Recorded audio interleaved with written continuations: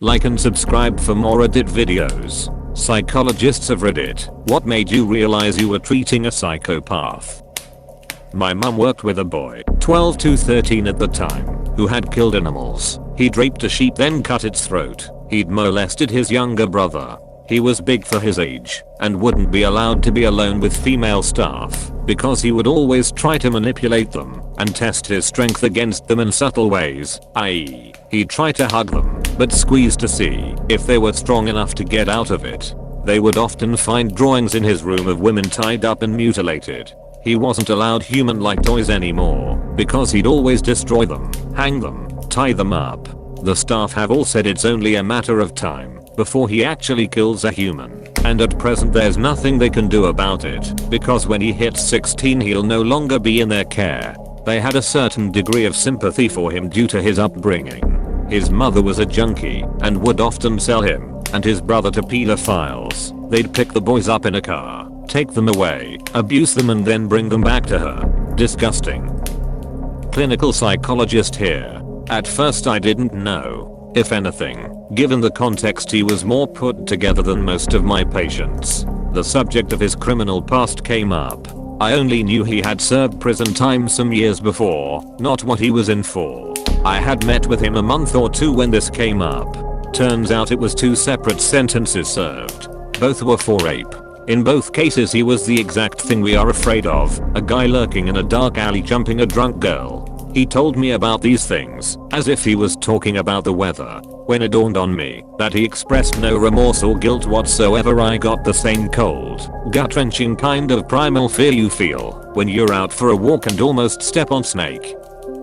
Current psychologist working in a prison here. I've worked with 3 individuals I dare say would have met the criteria for antisocial personality disorder within the last 2 weeks. One commonality is that they use behaviors as tools to benefit only themselves. Self-harm not because they wish to hurt themselves, but to use it as a tool to lure staff into the cell to incite violence / gain extra medication / be sent to the SHU, which comes with a status. When I was a student we had an interview with a lady that killed her baby child with a handgun because it cried so much that she couldn't take it. At first we weren't told that she was a psychopath and we were just told to listen to her side of the story. She was reading us from her journal that she made while she was in the institution. Not once did she mention that she was sad that her baby died or how what she did was bad. She was just reading angry thoughts about her husband that left her and turned her in the police about what she did.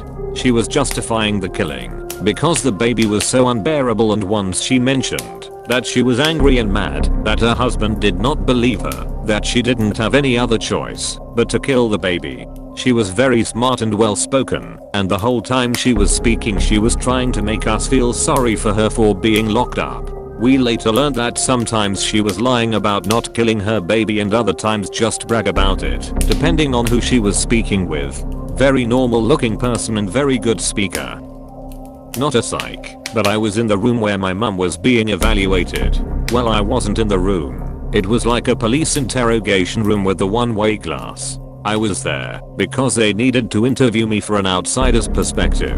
Anyways, my mum got arrested on suspicion to commit a violent crime. To set the scene, she was handcuffed to a table and she was pissed. She's always had volatile anger issues due to heavy drug and alcohol use. She was being talked to, questioned, all this other stuff. I was there for about 3 hours. She kept running this lady in circles to divert her from the actual problem.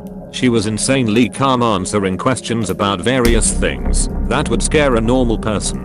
She barely showed empathy for anything, and it was terrifying for me to watch. I knew she wasn't right in the head anyways. She was abusive to both my brother and I, but seeing how she handled the situation at hand, I'm glad I got out of there or it would have gotten much worse. I haven't talked to her in about 4 years, but she's tried to get in contact. I can't trust her and don't think I ever will again.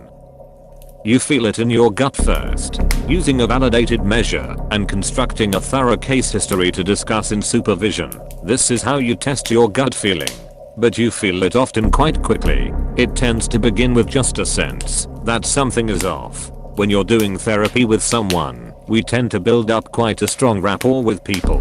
So there's lots of micromimicry going on, and you start to tune in quite deeply to unconscious body language. When you're in this state, sometimes you just start to feel very uneasy, and you can't articulate verbally exactly why yet. This is often because of subtle macro expressions, super fast flashes of emotion, lasting fractions of a second, that we perceive, but don't consciously register. You see flashes of contempt-related emotions and burglar smiles, basically emotions related to dominance and deception.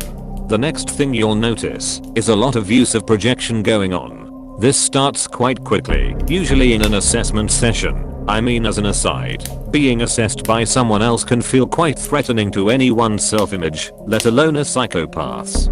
Quite predictably there will be status challenges, asking you about your credentials, your experience etc, and then often some put downs and eggs with plausible deniability, egg joking that all psychologists are mad themselves, or just turning the tables by asking who's the maddest person you've ever treated. You start to feel on the back foot, and like you're now being assessed by them. As time continues, they will attribute a lot of their own emotions to you as the projection deepens. Egg commenting that you look sad, asking if you're okay, or conversely asking why you got angry just then.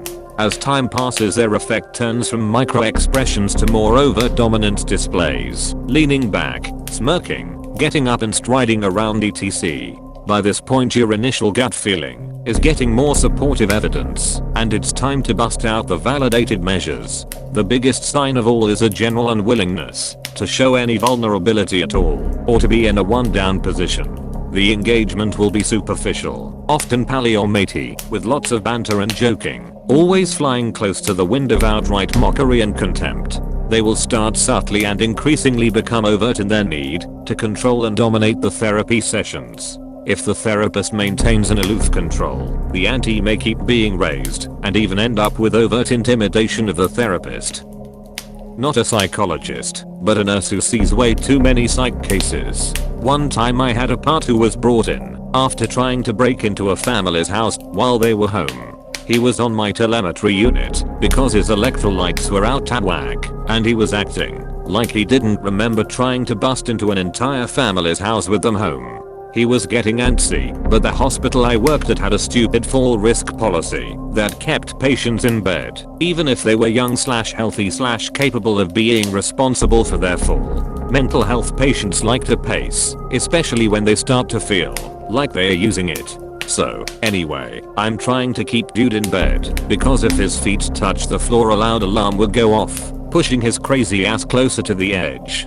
So, I'm in there trying to talk to him and de-escalate. We are talking and he tells me he is a bad person, that his cat was mutilated, and his sister asked what happened to it, and he told her the dog did it. But, he told me that his secret is that he did it. He killed the cat so bad that it looked like a dog ripped it to pieces.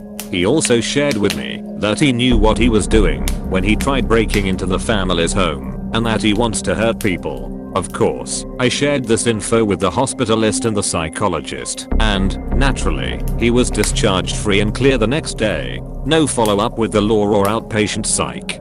Gotta love it. Not a psychologist, but from my experience of dating a psychopath, didn't know until years in. A lot of what appears as emotion is simply mirroring emotions they see others exhibit, and how they believe is a socially appropriate way to respond, whether or not they actually feel that way. This is how they blend in and appear normal to the average person. They are narcissistic, and everything revolves around them. They are always able to place blame on other people. Nothing is ever their fault. However, anything positive in their lives or others' lives is because of them. Because they are narcissists, they believe they are much more important than they actually are. They have strong influence over others because of their ability to feel nothing when manipulating others, and this is how they exert control over others. They will do whatever it takes in order to come out on top of a situation with no actual regard for others' lives or feelings. They may fake their feelings or reactions to continue to manipulate those around them, and they get pleasure over having control over other people and feeling like they are pulling all the strings. Like and subscribe for more Reddit videos.